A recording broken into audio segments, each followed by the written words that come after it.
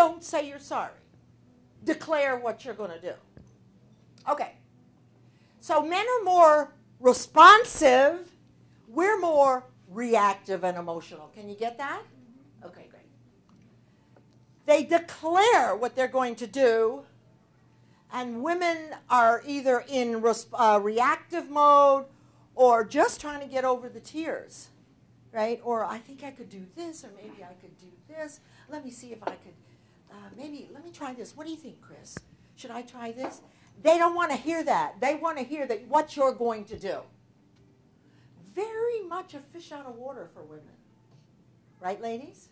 That's not how we are. You know, men will BS a little bit. They'll tell what they think their boss wants to hear, exaggerate. Women tend to be a little more honest. Let me give you a great example. I was doing this presentation for a coffee and contacts group, and there was a young man about 25 years old listening off to the side before we got started. So I walked over. We were just having a conversation. I walked over to him and I said, so what do you think about this? He says, well, I think I should get the raise because I'm good looking. I'm kidding, he said. But the point was well taken. Everybody got it.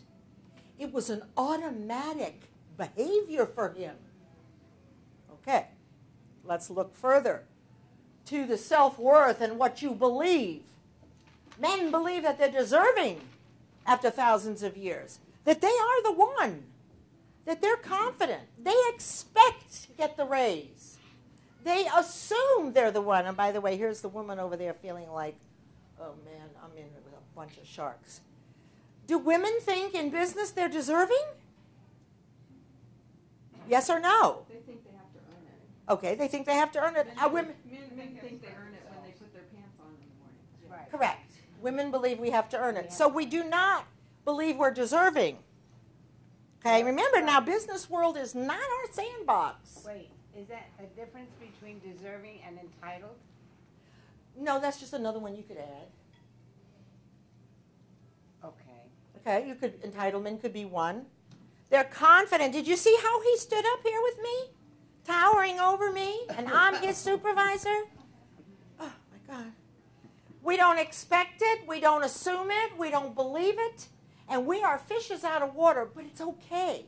We didn't know these things before.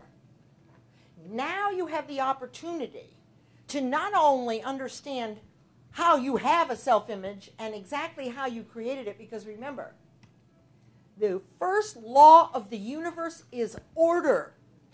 And out of confusion comes order.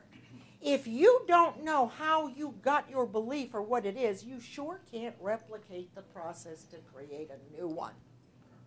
Right? So with clarity, you can take action. All right. Any questions? Okay. And the last is the perceived presence. Now, men typically do a handshake. It's been that way for years. What do women do? Unless the man says to me, are you a hugger? I'm not hugging him. I may not hug him anyway. I would say probably no. Or maybe I do. No, okay. So anyway, and the stance for men is firm and simple. Usually about shoulder length apart. They stand pretty still, arms down by their side. Right? That's how men, when they're doing business, and we women, oh my God.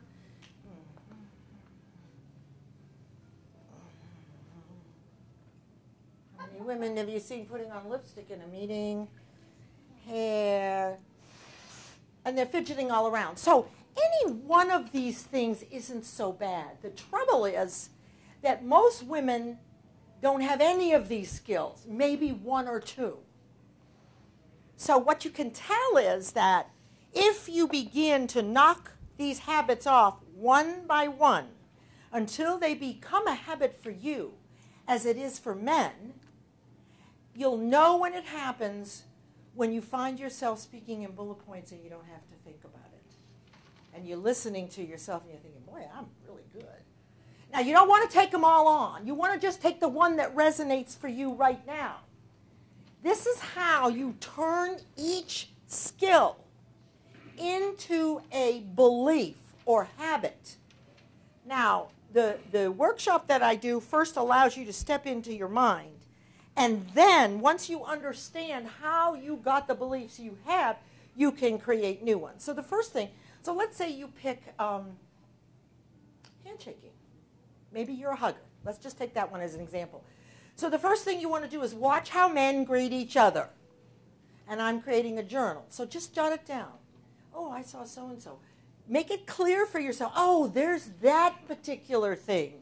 Notice how they're all shaking hands, and then you'll see a woman run up and hug. So you're getting it more clear, an image in your mind. All right, so that's the first thing you do. Then, if that's the one you're going to do, the first time you do this and the second time, it's going to be uncomfortable, I can tell you. Particularly if it's the I'm sorry one, because you'll be like, right? Okay. So you want to mimic them. I don't want you to become a man, but I want you to watch how they stand, how they shake hands. By the way, women, none of this little shaky handy thing, right? You shake hands. Shake hands. Men don't shake with a limp wrist. Well, some of them do. In which case I use my other hand to stop that limping stuff. Okay.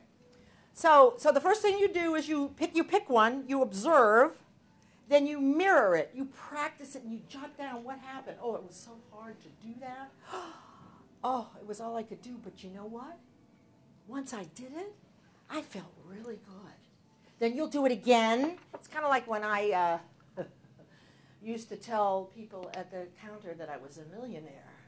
Like if I would buy something or pick something up off the shelf, and I didn't look at the price, and I got up to the counter, and I shocked myself, because it was really expensive, and that's when I would buy it and say, good thing I'm a millionaire. Let me tell you, the first 2 times I said that, I felt like the biggest phony in the world. Now I say it all the time. It's just part of who I am. I have a millionaire mindset. I live like one. Okay. Then you're going to apply it. Practice. Repetition is the first law of learning. How many people know what 6 times 4 is? Well, somebody holler out what the answer is. Okay. When did you learn that? 3rd grade. Okay, someone else answer. 30, 40, 50, 10, 20. But you see, you went over those multiplication tables ad nauseum. 0 times 0 is 0. 0 times 1 is 0. 0 times 2 is 0. I did really good until we got up to the 11s and 12s. Anybody else here? All right, okay. So you have to practice it. And you don't do it just on Mondays. You do it maybe 2 or 3 times a week. Each week. That embeds the practice as a belief in your subconscious mind. And then you'll know it's become a habit when you don't have to think about it anymore. So you do each skill separately. And every time you add a skill, you become less invisible, more credible, and more open to more opportunities. You become more confident. You know more. The more skills you make habitual, the better shot at success. Now you'll notice that everybody, wrong button. You notice that the color has come in. The women are all faced, right? And the reality is, with the set of skills that women bring and the set of skills that men bring, it's really the best of all worlds, isn't it? Don't you really want your peacemaker in there too?